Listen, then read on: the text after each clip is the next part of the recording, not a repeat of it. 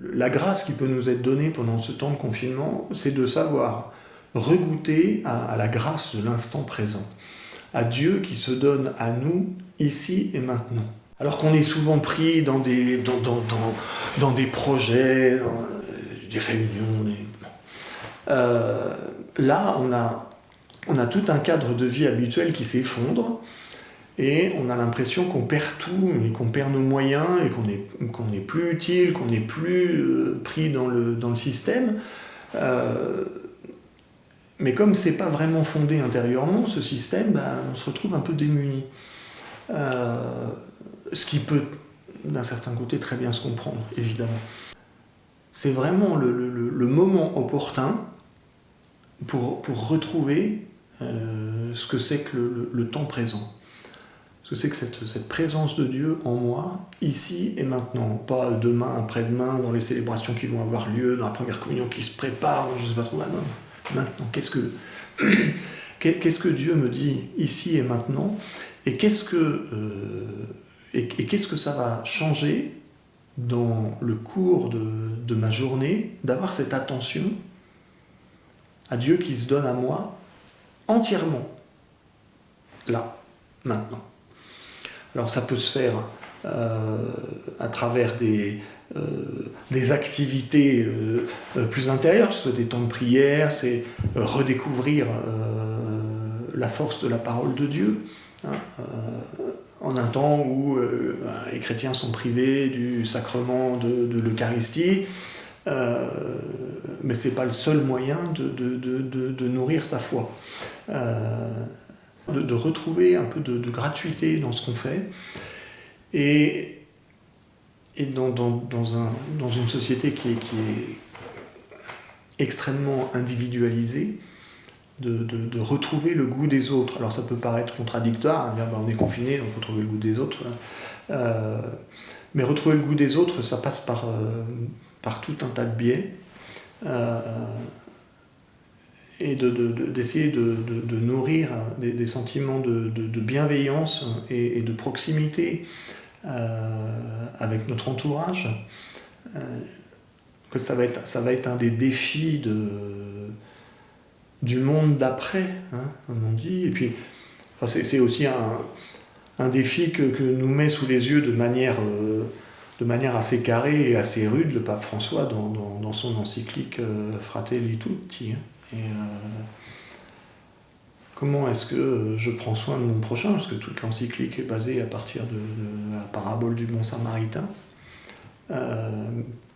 Donc essayer de redécouvrir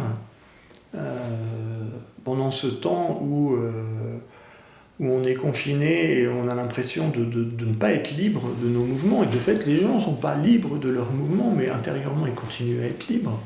Donc c'est creuser cette liberté intérieure, la redécouvrir et lui apporter des fondements ou des fondamentaux, partir à la redécouverte de ces fondamentaux, pour en sortir intérieurement plus libre.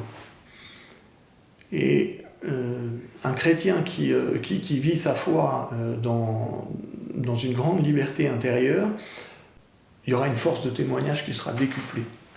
Et Dieu sait qu'aujourd'hui, le monde a besoin de chrétiens qui témoignent de leur foi dans la société dans laquelle on vit. Donc c'est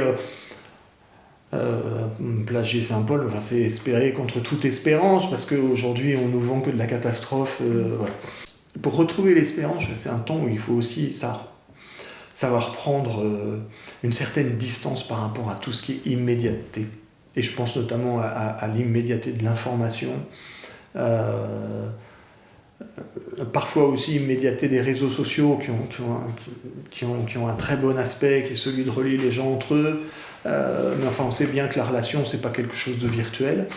Alors aujourd'hui, on se dit, on est bien content qu'il y ait les réseaux sociaux, parce qu'avec le confinement ça nous permet quand même d'être en relation les uns avec les autres. Voilà, c'est ce que vous essayez de mettre en œuvre à travers l'action du pôle missionnaire. Mais il y a une écologie intégrale aussi de l'information. Et on essaye quand même de nous bourrer le crâne avec cette nouvelle mode depuis plusieurs années de l'information en continu qui ne génère que de l'anxiété.